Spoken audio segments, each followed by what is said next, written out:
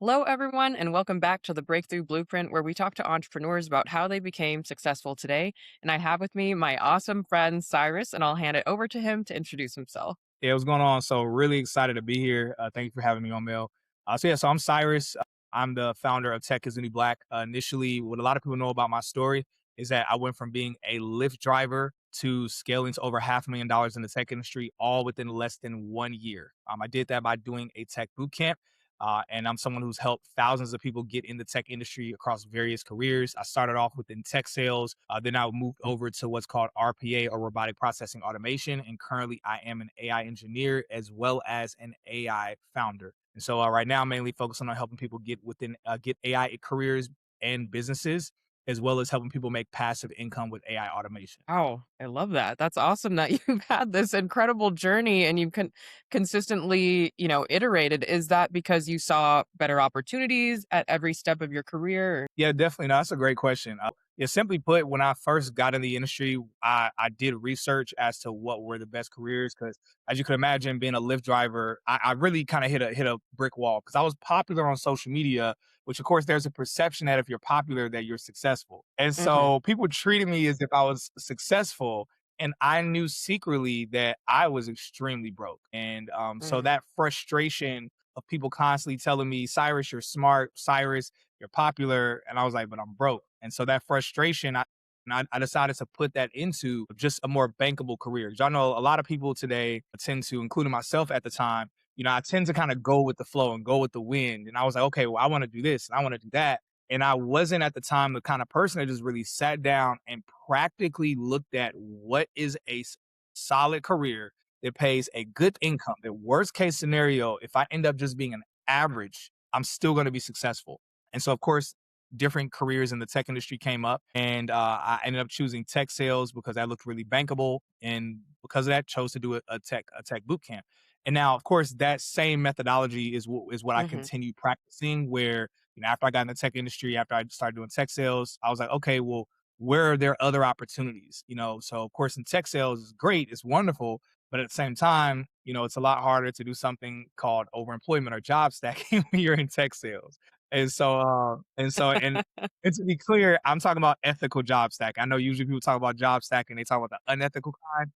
But believe it or not, people, there is a such thing as ethical job stacking where, and I'm not going to Hmm. get too much in details as to how to do that. But there is a way for your employer to know it. There is a route to a path to go with that to where it is fine. That being said, you can't do that with tech sales. So that's what made me look into non-customer facing roles, which usually makes it significantly easier to be able Hmm. to job stack. And so yeah, so that's when I ended up going that route. But then of course, as we all saw a couple years ago, we realized, okay, AI is clearly about to take everything over. So again, using logic, I said, okay, well, I see a lot of people that are in tech are getting AI skills for their job. But I was like, but instead of getting AI skills for my job, why don't I just become an AI engineer? Right? Like, why don't I just actually like Hmm. truly be thoroughly in that space? And so yeah, so Hmm. now that's what led me to now being both AI engineer as well as AI founder. So, how did you make that transition to AI in terms of the knowledge gap? Did you just teach yourself or? Oh, yeah, no, I'm not that tasky. I'm not that good at stuff. No, I did not teach myself. I did another boot camp. So simply put, I did an AI engineering boot camp, one called Tech Founder Pro, which is Mm. actually the person who I've collaborated with. He actually is the instructor and lead teacher in the AI engineering program that I currently offer. So the same person that instructed me, that helped me become an AI engineer, he had helped hundreds of Mhm. others make that exact same transition. Literally, people like one guy I interviewed went from being an event planner to being an AI engineer. He now is a robotics engineer. And I'm actually going to be interviewing him next week on kind of an update with his career. And so basically, I did Mhm. another boot camp to become an AI engineer. Same thing when I did when I switched over to RPA. So every step along the way, when I transition, I say, "Hey, I'm going to do another boot camp. It worked the first Mhm. time, so let's go ahead and rinse and repeat on the same method." So yeah, so that's the route that I went to become an AI engineer. And the same Mhm. program that I did, it dual trains you on being both an AI engineer as well as an AI founder. So no matter which path you choose to take, you have Mhm. that skill set. Wow. So, have you always been a technical person? Hell no. Yeah, my bad. I don't know if hell is okay to say on here. Uh, Yeah. but no. No, not at all, not at all. I was so I got popular on social media initially because I was a Mhm. creative, and I mean I still am a Mm. creative, and Mhm. so most people knew me for doing spoken word and poetry, and so I would travel a Mm. lot because I would get booked to speak at colleges and churches and concerts, conferences. So that's why there was the perception on social media that I was successful because I was always traveling, Mhm. but I was barely Mhm. getting paid $500 to $1,000 per gig. And I mean, on average doing about 1 gig a week, it's like, you know, it wasn't a lot of money. And Yeah. so, no, I was not technical at all. It was one of those situations where, and I'm a bit traditional, so I believe the same rules might apply to both genders, but I believe some rules Mhm. apply more so to men because I believe in being a Mhm. provider for my future family. So that being said, I was 30 years old, and to be completely blunt, when I say that I was broke and I wasn't doing well, I got to the point where I had to move in with my older sister, and the only Mhm. extra bedroom she had was at the time, my 5-year-old niece. So she said, "Okay, my niece can sleep with me. You can have her My Little Pony themed bedroom." As a 30-year-old man, I was sleeping, and when I say it was My Little Pony themed, I mean the walls were pink and purple. The carpet or the mat in the room was My Little Pony. The cover was just My Little Pony. The casing of the pillow was My Little Pony, and even when you Mhm. turn the light off, the glow lamp or that had, like it had pony on the I'm a grown man, and so it was to the point people would try to FaceTime me, and I couldn't answer because I would be in the bed with My Little Ponies, and it's a twin size mattress, and I'm not a small guy, so it was incredibly embarrassing. So no, it was at Mhm. that point where I just had to have a wake up call, and I said, "Look, I know you love being an artist, you love being a creative, but it's like, look, you've become successful and you're still broke." And I had to really face that reality. And I said, no, I said, I'm going to Mhm. do what it takes. And Mhm. so I truly do believe most people, if not everyone that has a functioning brain, that anyone, if you truly believe that if truly realize the transition or the change you need to make, that we can all do it. I don't think that I'm an exception or I'm unique. And so I just accepted my reality. And so, no, so I wasn't very technical. But the beautiful thing about the way our brains are wired is that when we dedicate ourselves to something, over time we start to love it. It's almost like the gym or running. Like I Mm. cannot stand running. But everyone knows that if you are training running for maybe a couple of months, eventually you start to enjoy, they call it the runner's high. Same thing with the gym. None of us really like the pain of Mhm. working out, but after you start getting consistent working out, sometimes that pain, it starts to feel good. You're feeling a little bit of that burn. And so our brains, of course, Mhm. being a muscle, it operates the exact same way. That something that initially we're like, man, I don't like this. This isn't for me. This doesn't fit me. It's like if we dedicate ourselves to it, our brains will trick itself into liking it. Our brain will say, you know what? Why am I studying this thing if I don't like it? And eventually, and they've actually done it. There are studies that prove this. Our brains Mhm. will convince itself that if we choose to continue doing something, our brain will say, "Oh, I must like this thing." And then it'll start Mhm. to create different endorphins. And so, I mean, we've all been in, toxic relationships where we knew logically we should not love this person. But because we kept dating the person, eventually our brain would start to love their toxic ways. So that's a bad analogy, but that's an analogy that I think will kind of get the point across. Yeah, so I wasn't technical, but being dedicated to the cause eventually made me Mhm. and now I'm in love with the tech industry. Like I'm such a fan of the drama, the beefs between the tech billionaires, the new technology that comes out. It's to me is Mhm. it's the greatest reality show ever. I'm like, why do we need reality Mhm. TV when we can Mhm. see that Elon Musk made this petty tweet about Sam Altman and Anthropic Super Bowl ad taking shots at open. It's Mhm. like this is the greatest reality TV show ever where we Pretty can all much. make money in this reality TV show though. That's the best part about it. Wow, that's amazing. So, when did you were doing the content all the way at the beginning through being a spoken word performer and then switching to the tech industry, you just continued to document everything. Did you just always know the value of building your personal brand? Yeah, so so yes and no. I don't make it seem as if I'm just so good at predicting the future. But it was more so that I mean as a spoken word artist, half of my bookings came from social media. So I was really big on recording my performances and having people see me on stages at different events because Mhm. oftentimes people would say, "Hey, I want to book you for an event."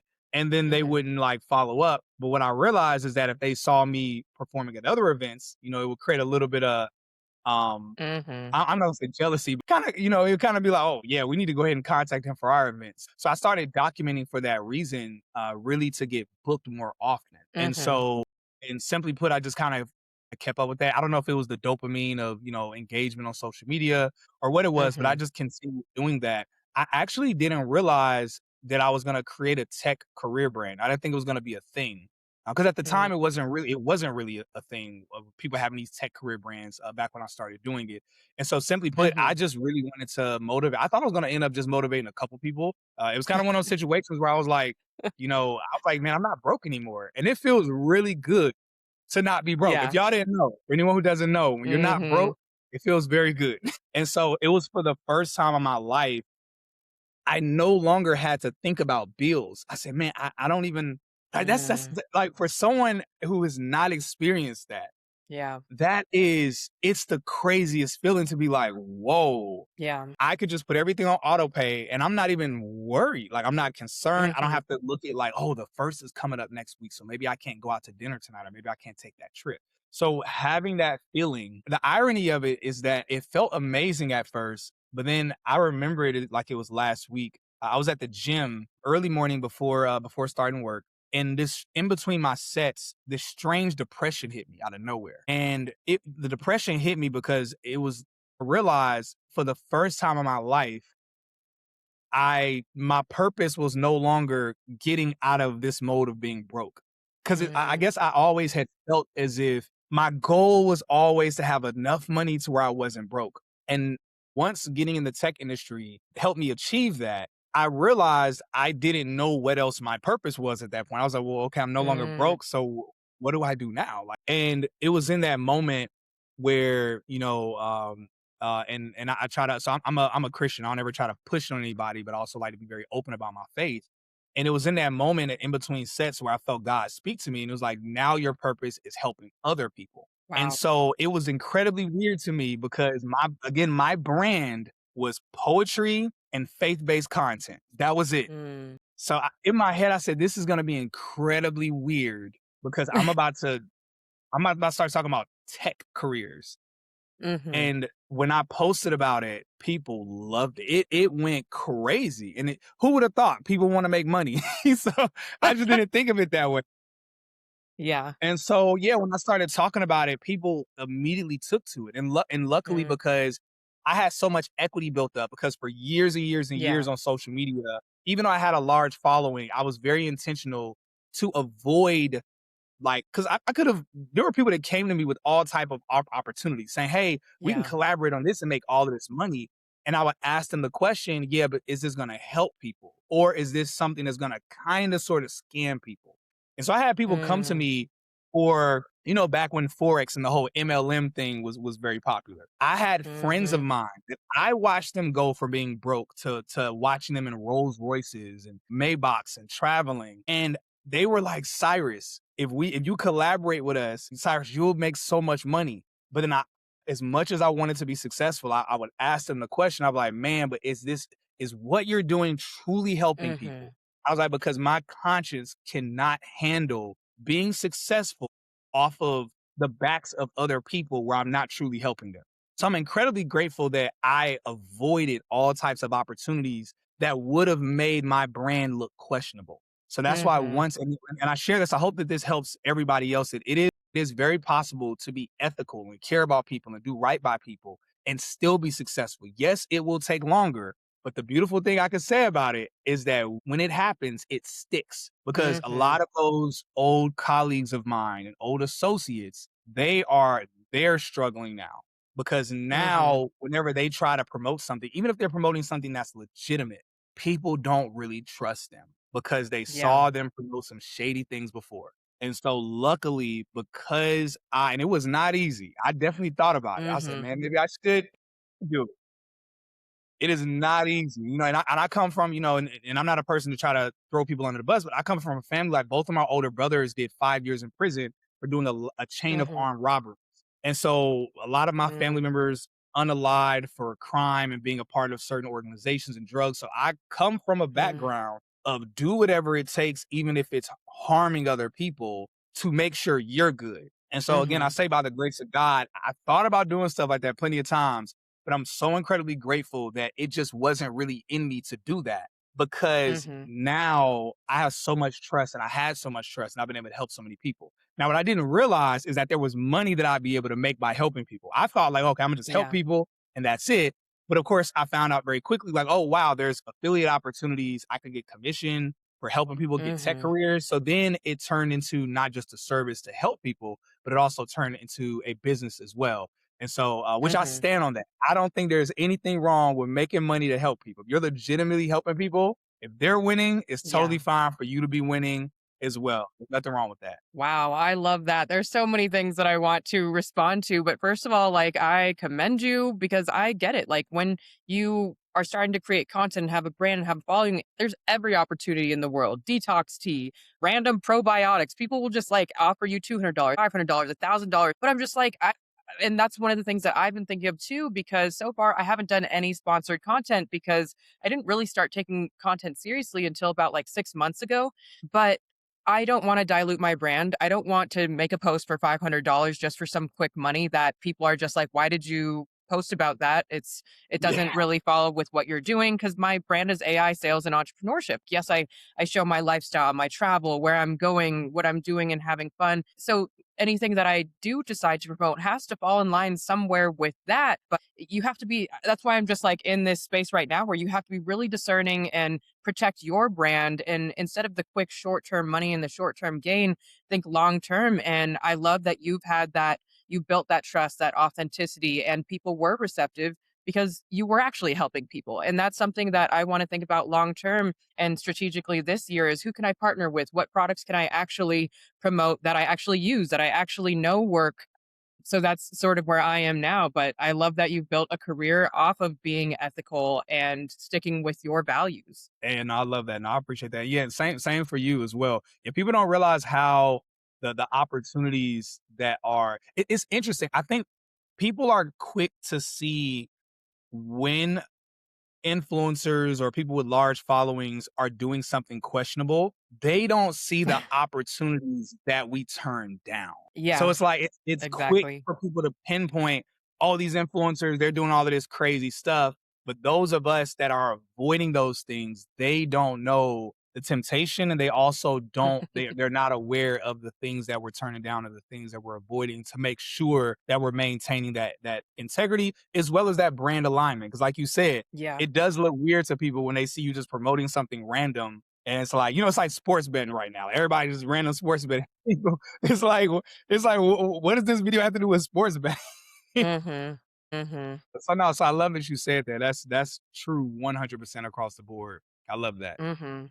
Yeah, and I love, like, hearing what other people are doing in AI because there's only so much time in the day, right? I'm not gonna be able to learn every single thing that there is to learn, but when I talk to people like you who are an experts in different facets of the AI industry, and maybe there's potential that we can work together and share referrals or become affiliates or something like that, but I love just meeting people who are aligned, and one of my goals this year was to maintain stronger boundaries. I have to say no to so many things because as much as I do want to help people, I can't take every single networking call. I can't say yes to every single person that says, "Hey, like I'm just starting out, can I pick your brain?" I'm sorry, I don't have the time and unfortunately, I'm running a business. I can't give away, a lifetime of work that I put in. I need to charge you. Like Exactly. honestly, like you need your advice, your perspective, it's from hours of work. You've put in that time. You've put in the hours of consistency of the content and you've done so many boot camps. An hour Yes. for you maybe is $10,000. So that's what people don't understand is like, no, I'm not trying to be stingy or have a scarcity mindset, but I'm trying to, support my future family as well and maintain a livelihood. I can't just give you 20 minutes of my time for free. That's so true. And the other thing I think people don't realize is that oftentimes we didn't start doing things like that. I'm sure you didn't start doing that out the gate. Oftentimes what happens is that you spent time helping people for free. And then a lot of those people don't even implement what you teach them. And so you Mhm. realize like, whoa, whoa, whoa, whoa, whoa.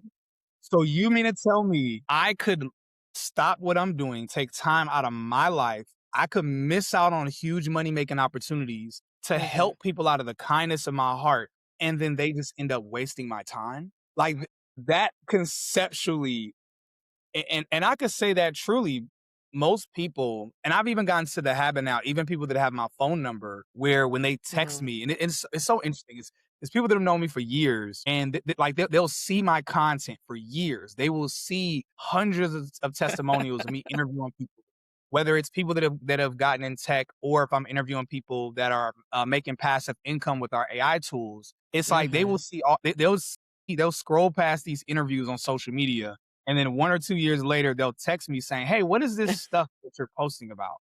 And I'll be like, "Well, you could just look at it." Like, you could just actually go and look at it. Mhm. And so 9 times out of 10, those friends and colleagues of mine, I've gotten on calls with them. I'll try to walk them through the process, and then they'll say like, "Okay, man, I'm gonna do this. I'm gonna do this." They don't do anything. Or Mhm. they start the steps, but they don't go all the way. And so I've gotten to the point now, even colleagues, when they text me, I literally, I'll just send them the link and I'll say, "Hey, book a call with my team," or I'll Mhm. send them a testimonial video, say, "Watch this. If you're interested, you don't have to text me and tell me. Just click the link and go ahead and get started."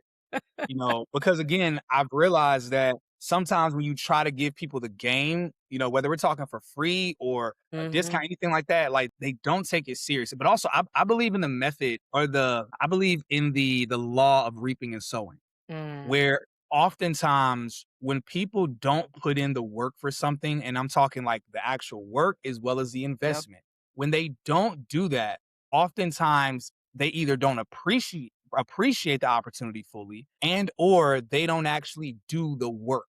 And I mean, I have Mhm. actual family members of mine where they saw everything happen. They've seen my life completely change. And now I'm the money maker in my family, Mm. which is cool, pros and cons to it. But I've had family members where I got tired of giving them money all the time. I said, "Look, every month or every couple months, something horrible happens and you need help." I said, "Look, let's do this. I'm going to pay for you to do a tech boot camp, one of the top ones that I recommended."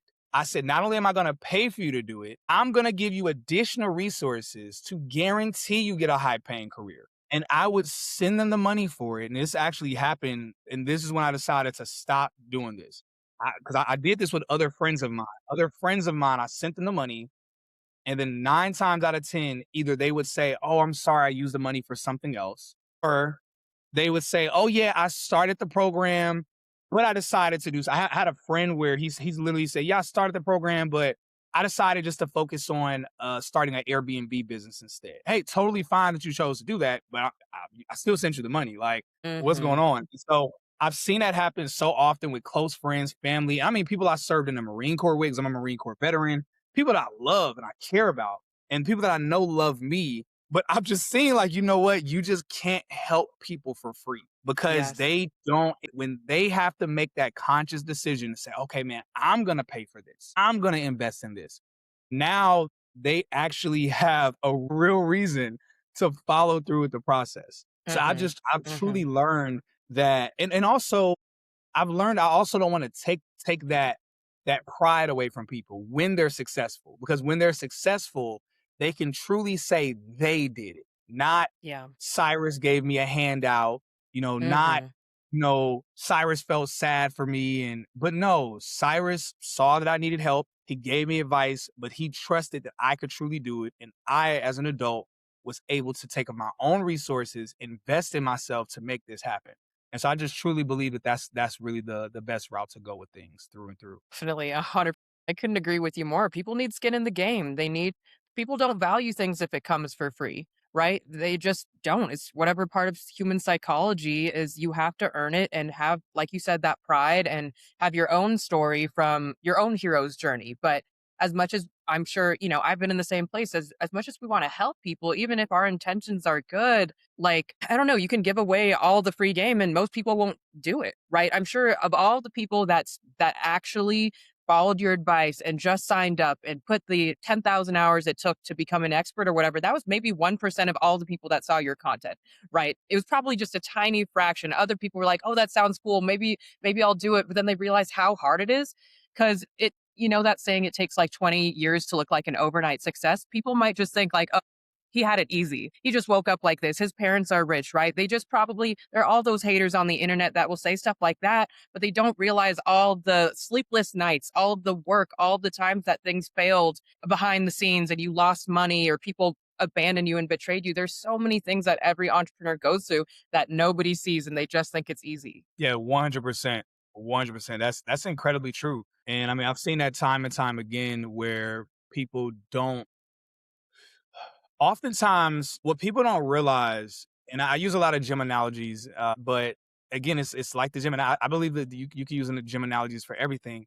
It's like the gym. Mhm. It's like when you see someone who can lift a certain amount of weight, oftentimes someone who's new to the gym or who's not in the gym could just say, like, oh, they probably have good genetics, or, Yeah. you know, well, they'll give some type of excuse. But in reality, it's one of those things where no one walks into the gym able to do certain workouts perfectly or lift a certain amount of weight or have a certain level of endurance. What it is that the process to getting there is what prepares you to get at that level.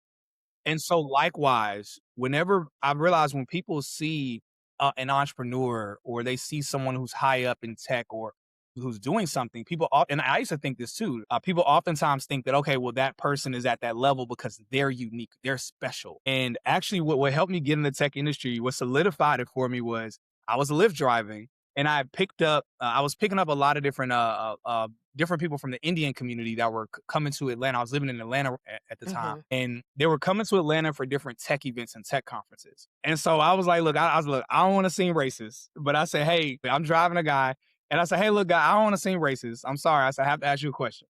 And he's like, what's going on? I said, look, I'll pick up a lot of Indians, and a lot of you guys are in the tech industry. I asked him, I said, man, what gives? Like, are you all just naturally more technical?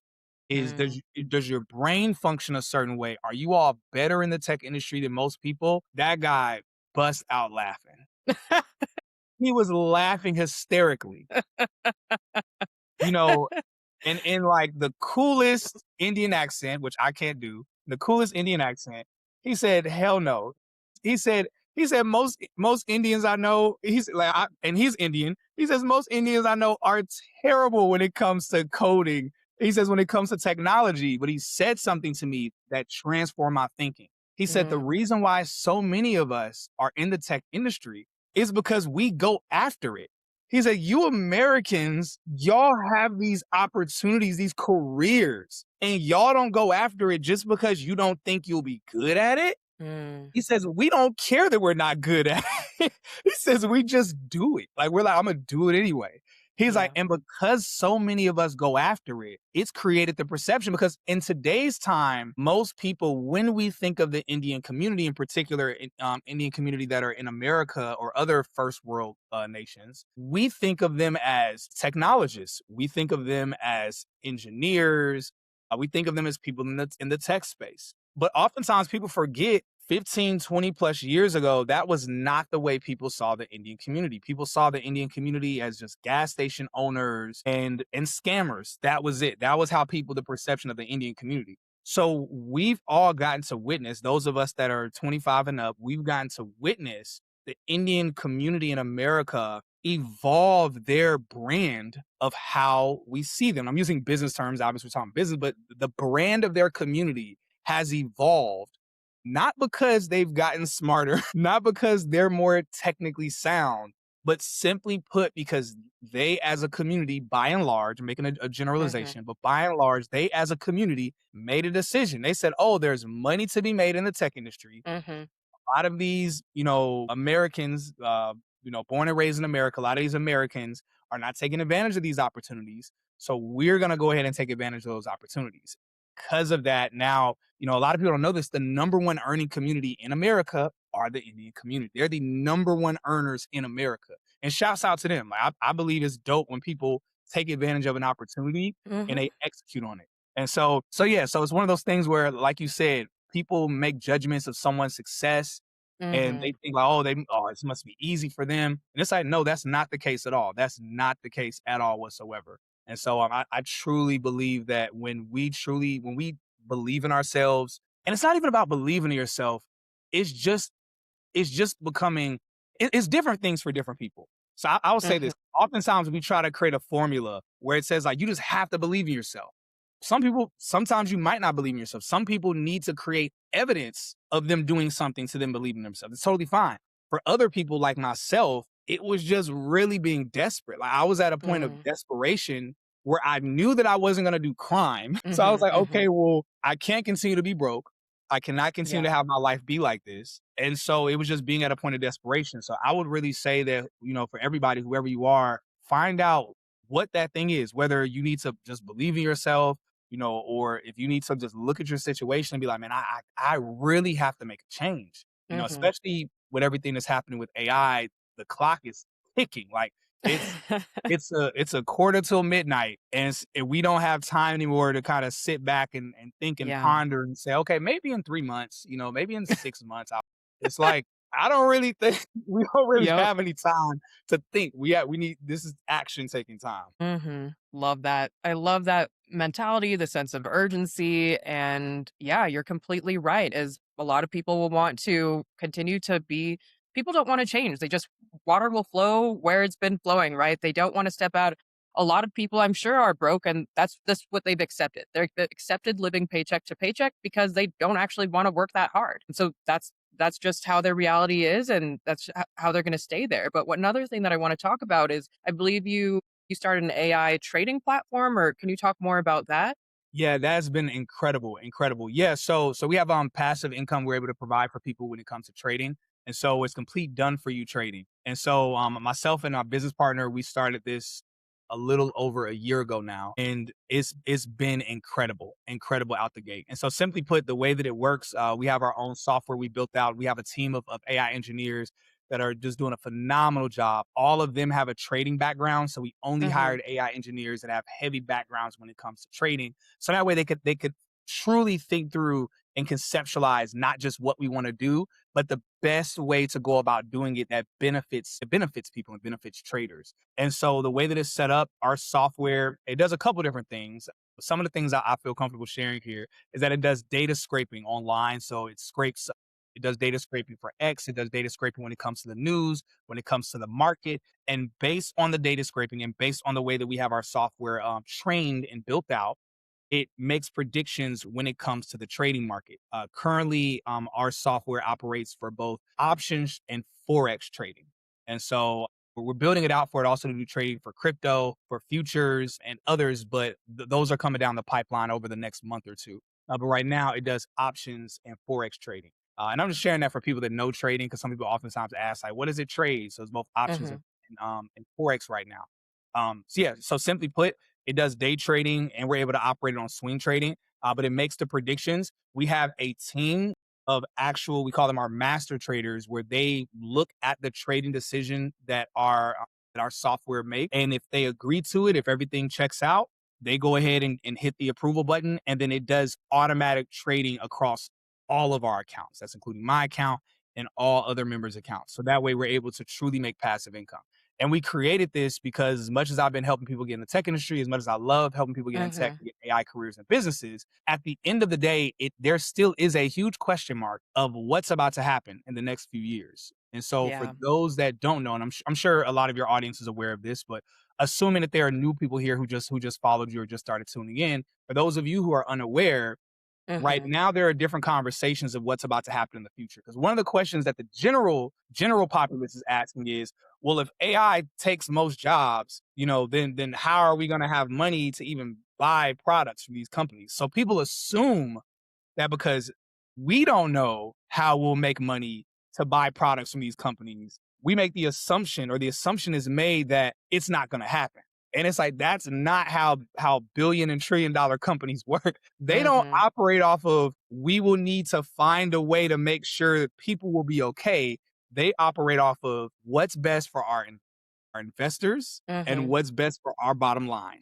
And then everything else is a trickle down effect. They will figure the rest out along the way. That's mhm, the DNA of even tech startups. They're like, we're gonna build this and we'll figure out. OpenAI, they said we're gonna literally Sam Altman's. They asked him how is this gonna make money. He said we'll build the AI and then we'll ask the AI to tell us how it's going to make us money. So that is literally the DNA of tech companies. And Sam Altman, even though he's newer on the scene, he comes from the school of the school of Bill Gates, and the school of Bill Gates, and also the school of Mark Zuckerberg in terms of the way that they operate business wise. So that being said, there's a few different plans on the table. One of the plans, the one that's most popular, is universal basic income, where simply put, governments around the world will put the general populace on a version of government assistance where they will just make sure everyone has, just like the term universal basic income,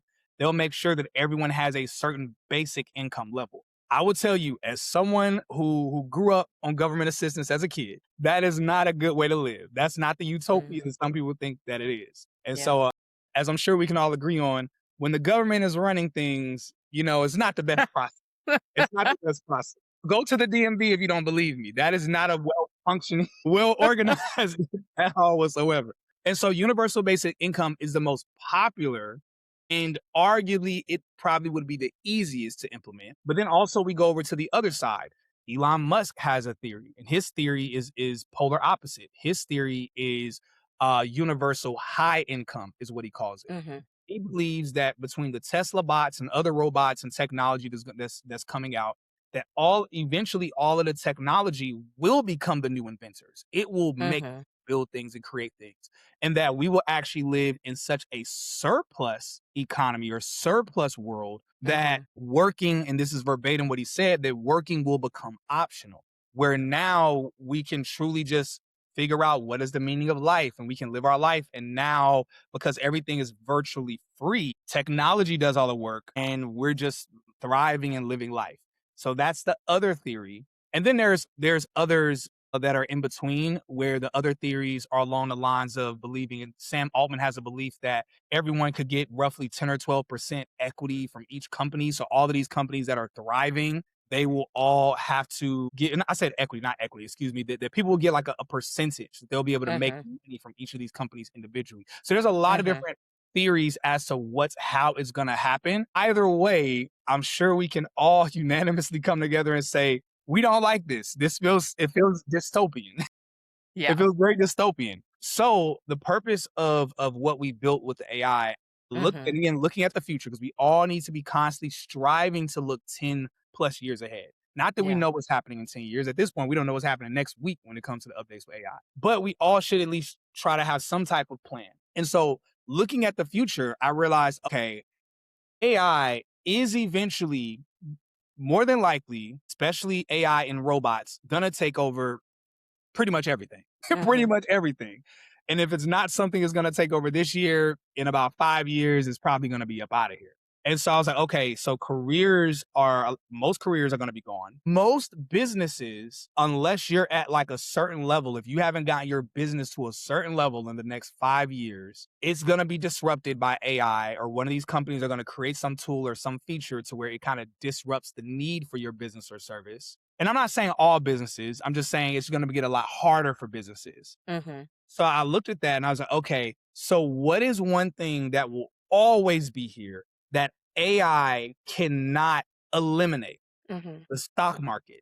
These companies, as long as companies exist, and as long as Meta, Apple, Mhm. Google, or Alphabet, as long as these companies exist for the foreseeable future, these companies are going to be around for a while. They've gotten pretty good at lasting a long time. As long as these companies exist, the stock market will exist. As long as the stock market exists, there's money making opportunity. And so we were like, okay, because my entire mission, and my business partner as well, like, cause we're like, man, we're doing good. He's a multimillionaire. I'm like, man, I'm doing really good. I'm like, man, we're straight. But again, our mission is helping people. So we said, man, let's build something where it can, no matter what happens in the future, no matter if people still have jobs, no matter if they have businesses or not, no matter if universal basic income happens, people are able to make solid passive income leveraging AI. So in the Mhm. wake of AI coming to replace us or replace opportunities, we've created AI that works for us and makes Mhm. us on the only real bankable thing that we know is going to be here, which is the stock market. So now we've created something that no matter what happens in the future, we're able to safeguard people financially. And again, business wise, the way that it works, people pay a monthly membership or monthly subscription, and we have it set up where our software makes them roughly 3 to 5 times more than what they're paying every single month. So that way, it's just a no brainer for people. Got you. So is it one membership or is there tiered memberships to this? Yeah. So there are two different tiered memberships. Mhm. Really, there's truly one. It's just the highest tier. The second one is that we've actually bundled the AI engineering boot camp into it as well. So now, while people are literally getting skills of being an AI engineer while they're learning, they are earning. So it reverses the model. So our AI pays them or makes them more money. Like, let's say someone does financing with our boot camp, Mhm. our AI makes them significantly more money than what they have to pay for the financing. So essentially making the boot camp free for everyone. And so that's the highest tier. And then people who graduate, those who don't get a job within like a month after, because AI Mhm. engineers hiring like crazy right now. But those who don't get a job right away, they're able to be an intern within our AI business. So that way they're getting skills, but also they're making money as well. So they're getting that real experience while also being able to make money. So that's technically the highest tier is people Mhm. who sign up for the AI engineering. But for those Mhm. who are like, hey, I just want to make passive income with the AI. I don't necessarily want to be an AI engineer or I don't want to learn AI skills. Personally, I don't think that's the smartest route to go. But for those who do think that way, maybe someone has a solid career. Maybe they just don't care. They just want to make passive income. Then that Mhm. would technically be our lowest tier, just for them to get access to the passive income with AI. Interesting. Wow, that is amazing business model. You guys have kind of thought of everything. Well, I would say if we've thought of everything, it's most like because you always think you have everything figured out. It's like the quote that Mike Tyson said, which now gets used in business school, where he says everybody has a plan until you get punched in the mouth. So I would say if we figured out everything, it's because we've gotten punched in the mouth so many times. You know what? Let's make this adjustment. Let's do this over Mhm. here. Let's make this change. Mhm. And that's how we Gotcha. should think as business owners. That's how we should think as individuals and people. Where and shouts out to our community where they let us know. They ask us. They say, "Hey, our actual roadmap, our business roadmap, Mhm. our product roadmap is mainly due to our members. Our members say, Mm. "Hey, can you build out this feature? Can you create this?" When we first launched, we were just doing options trading because Mm. options has it's a huge upside to the money you can make with options. And so, but one thing we realized really quickly, some members were like, "Hey, Forex is a little bit more predictable. So maybe if you Mm. guys built the software to work with Forex, it probably can like have more predictability and maybe just more consistent high wins." And so, because again, we're talking about trading, there are always losses that are going to happen. So even though the wins are more than the losses, there still are losses that happen. Yeah. And so we had some members that said, "Hey, maybe you should consider adding Forex." And they were spot on. We were like, "Whoa, Mhm. this is so good." So Mhm. most of the things that we do great is because of either feedback from our members, and we take Yeah. their feedback to heart because it's free market research. Basically, it's Mhm. free market Yeah, for research. sure. So we take their feedback to heart, and the other things that we do right is because we made mistakes, and we were like, "Okay, we need to make sure we fix this right away." So this is Mm. another mistake that we continue. Mhm. Wow, I love that. I hate to cut this short because I feel like we only scratched the surface on this conversation, but I'll definitely have to have you on again. This is wonderful, wonderful. Thank you so much for having me on, Mel. I hope that this was beneficial for everybody who's here now, and also those that are going to be tuning in later on. Definitely. And everyone else, please tune into the next episode of the Breakthrough Blueprint.